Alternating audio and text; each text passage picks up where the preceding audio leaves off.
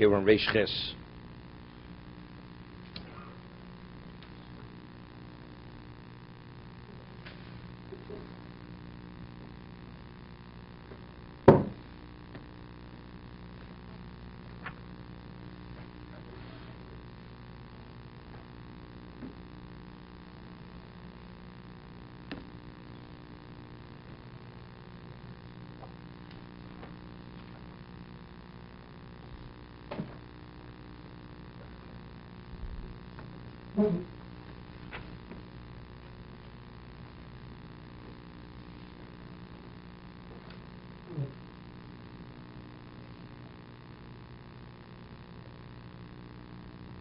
Yeah.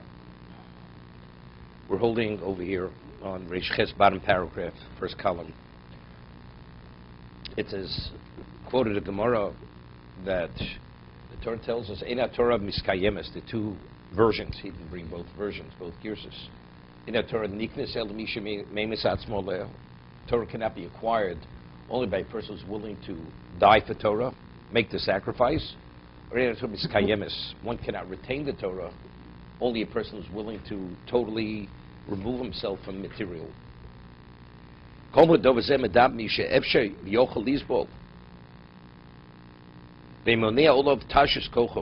about a person who's able to tolerate being deprived. Now, some people, they can't get along with less. They need more. So if you're at a point, at a level that you can tolerate being deprived,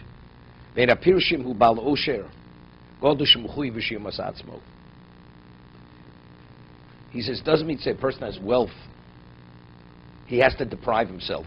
Sharei lo omru rak ein haTorah miskayemes el misha meimis atzmo leo mashma shebishvil haTorah oseh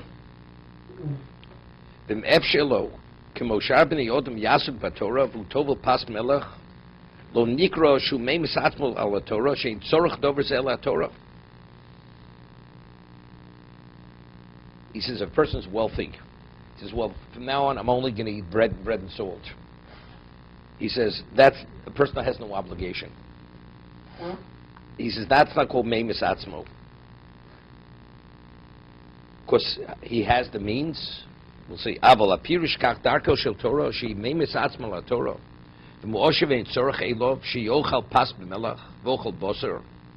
Person's wealthy, and he can get along with a lot more than bread and salt. And he eats meat. Avogav she'ein zeh darko shel Torah, kol ma'yaseh, shemi yochal pas b'melach shlo l'tzorach, ein zeh nikro shemeimis atzmo la Torah. Rak im yoniach osher v'chol hasoka b'shvil haTorah, dov zeh moreh shu odom shemeimis atzmo la Torah. He says like this. Person has wealth. Person says, you know, I have luxury, but my diet will be salt and bread. That's not called your sacrifice of Torah, eating less. It means that you're willing to leave all your wealth and all your material involvement and only dedicate yourself to Torah. That's meimis atzmo leo. You're not interested in that, in the rest. It's not, you know, I'll eat a paltry diet. But that's not enough. It's a whole mindset. You remove yourself totally from physical involvement. Your only involvement is only Torah itself. And to what degree you're involved in the physical? Only to the degree that you need to. More than that, you don't. 1 second. I once said in the Orach Chaim, by the Mishkan, you find two expressions. I've said it a number of times over the years. There were two types of people donated to the Mishkan. There was Asher Nodvo Libo and Asher Neso Libo. People who gave out of the generosity of their hearts, and people who were inspired, and as a result of their level of inspiration, they gave to the Mishkan. So the Orach Chaim HaKodesh explains what's the difference between Nodva Libo and Neso Libo. A person is generous. As generous as a person is, to what degree do you give? You give to the point where it will not infringe on your personal needs. A person who's inspired, he gives beyond his means. Why? Because he doesn't think about himself. All that is important is the objective. So even if it means that he'll have less, it doesn't make a difference. Because he lives for the objective. But a person who's generous, I'm happy to help you to my best ability. So what's your best ability? As long as I have enough for myself. So the person, I showed from the Rambam, The Rambam, when he speaks about Kesed Torah, Rambam speaks about Kesed. It's not speaking about just a person to acquire Torah to become a Talmud Chacham. It means a person who wants to merit that special level of Torah, you have to be inspired. So a person is inspired, he'll eat bread and salt, because what he eats is irrelevant. Where he sleeps, it's irrelevant. Everything's irrelevant. All that matters is the objective. So a person who doesn't have that level of inspiration, you could eat bread and salt from today forever. You understand? But the question is, where's your emotion at? Your emotion is not committed to that degree. If that's the case, you will not merit the crown of Torah. Crown of Torah means all that matters in life is only that. Nothing else has any value.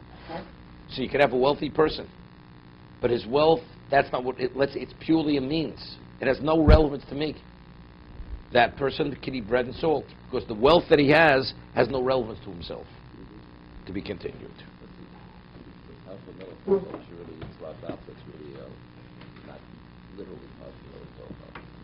It means it's everything's irrelevant. That's really what it means. That even if you need, yeah, but it definitely means. That's what it means. I mean, let's say you don't have bread and salt, and the only thing you have is a kazais of meat to eat. You'll eat whatever you have to eat. That's what it means. If you're used to eating meat 3 days a week. No, you won't even eat that. The food has no. For instance, Reb Chaim Shmuel Levitt, who was the Mir Rosh Yeshiva, it was known that that his wife would put the food next to him. He would always be learning at the table, and he would just by rote, he'd be eating the food. He'd be totally immersed in the Torah Sefer. He didn't even realize that he was eating. So if she would put a bowl of the main bowl, he'd eat up all the food, whatever it was. But I'm just saying, the eating had no relevance to satisfy a desire.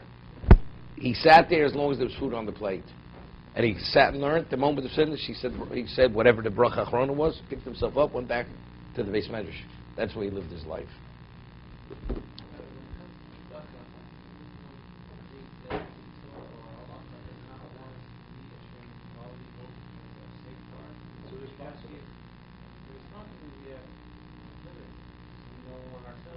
Firstly, then that is. Again, firstly, the halacha is that you're not permitted to give more than a chomesh. That's rabbinical. It's not a deraisa, because you may become impoverished. And the halacha of giving more than a chomesh has no relevance to what? To a person who's phenomenally wealthy. A guy's worth $10 billion. Don't give more than a fifth. It has no relevance to that. We're talking about a person who's slightly wealthy. We're not speaking about and lower. Somebody who has phenomenal, relatively unlimited wealth doesn't apply to that person. Right. Yeah, but you know how much wealth the Jews had when they left Mitzrayim? Right? Every Jew took out minimally 40 pack animals of wealth. So they had plenty to give.